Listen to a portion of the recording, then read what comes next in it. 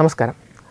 മനുഷ്യൻ്റെ ഉത്ഭവം കിഴക്കൻ ആഫ്രിക്കയിലാണെന്ന പതിറ്റാണ്ടുകളായുള്ള ശാസ്ത്രീയ നിഗമനങ്ങളെയും സിദ്ധാന്തങ്ങളെയും അടിമുടി പുനർവിചിന്തനത്തിൽ പ്രേരിപ്പിക്കുന്ന വിപ്ലവകരമായ ചില കണ്ടെത്തലുകളാണ് ഇപ്പോൾ പുറത്തു വരുന്നത്.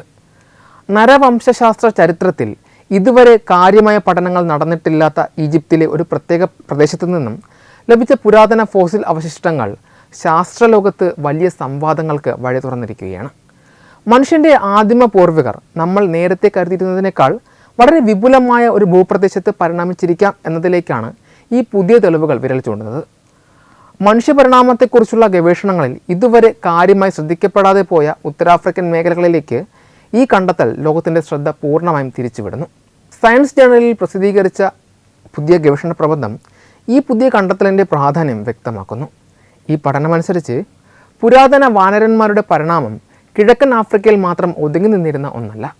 ഈജിപ്തിൽ നിന്ന് കണ്ടെത്തിയ ഫോസിലിൻ്റെ പ്രായവും അതിൻ്റെ ശാരീരിക പ്രത്യേകതകളും പരിശോധിക്കുമ്പോൾ മനുഷ്യപരിണാമവുമായി നേരിട്ട് ബന്ധമുള്ള കുരങ്ങ് വർഗവുമായി ഇവയ്ക്ക് അടുത്ത സാമ്യമുള്ളതായി കാണപ്പെടുന്നു. ആദിമ മനുഷ്യ ചരിത്രത്തിൻ്റെ നിർണായകമായ ഘട്ടങ്ങളിൽ ഈജിപ്ത് ഉൾപ്പെടെയുള്ള ഭൂപ്രദേശങ്ങളിലും സംഭവിച്ചിരിക്കാം എന്ന വലിയ വസ്തുതയാണ് ഇതിലൂടെ പുറത്തു വരുന്നത്. കഴിഞ്ഞ കുറേ ദശകങ്ങളായി എത്യോപ്യ, കെനിയ തുടങ്ങിയ കിഴക്കൻ ആഫ്രിക്കൻ രാജ്യങ്ങളിൽ നിന്നും ധാരാളം ഫോസിലുകൾ ലഭിച്ചിരുന്നു. സ്വാഭാവികമായും ഗവേഷണങ്ങളെല്ലാം ഈ മേഖലകളെ കേന്ദ്രീകരിച്ചായിരുന്നു നടന്നു വന്നിരുന്നത്. അതുകൊണ്ട് തന്നെ മനുഷ്യ പരിണാമം അവിടെ മാത്രമാണ് കേന്ദ്രീകരിച്ചിരുന്നത് എന്ന് ലോകം വിശ്വസിച്ചു പോന്നു. എന്നാൽ ചില പ്രത്യേക ഭാഗങ്ങളിൽ മാത്രം പഠനം ഒതുക്കുന്നത് വഴി മനുഷ്യചരിത്രത്തിലെ മറ്റു പ്രധാനപ്പെട്ട പല കണ്ണികളും നമുക്ക് നഷ്ടപ്പെട്ടിരിക്കാം എന്ന് പുതിയ പഠനങ്ങൾ തെളിയിക്കുന്നു. ആദിമ കുരങ്ങ് വർഗ്ഗങ്ങൾ ഒരിടത്തു നിന്നും മറ്റൊരു സ്ഥലത്തേക്ക് കുടിയേറാനും വിവിധ പരിസ്ഥിതികളുമായി പൊരുത്തപ്പെടാനും പ്രാപ്തരായിരുന്നുവെന്നതിന് ഈ ഈജിപ്ഷ്യൻ ഫോസിൽ വ്യക്തമായ സൂചന നൽകുന്നുണ്ട്. ഭൂഖണ്ഡങ്ങൾക്കിടയിലുള്ള ഒരു സംഗമ സ്ഥാനം എന്ന നിലയിൽ ഈജിപ്തിൻ്റെ സ്ഥാനവും ഈ പഠനത്തിൽ അതീവ പ്രാധാന്യമർഹിക്കുന്നു.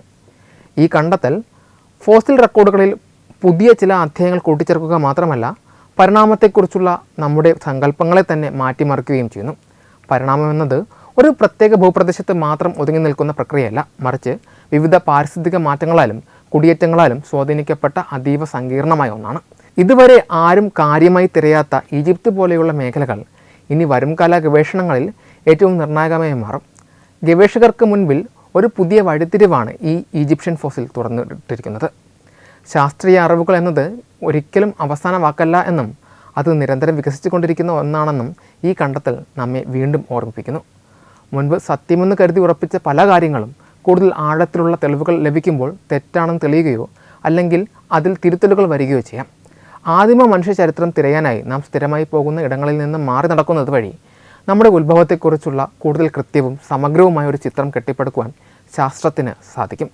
ഉത്തരാഫ്രിക്കയിലെ ഈ പുതിയ തെളിവുകൾ മാനവരാശിയുടെ ജൈവ ചരിത്രത്തിലെ ഒരു വലിയ വിടവ് നികത്തുവാൻ സഹായിക്കുമെന്നത് ഉറപ്പായ കാര്യമാണ്. വെബ് ഡെസ്ക് തത്തുമൈ TV.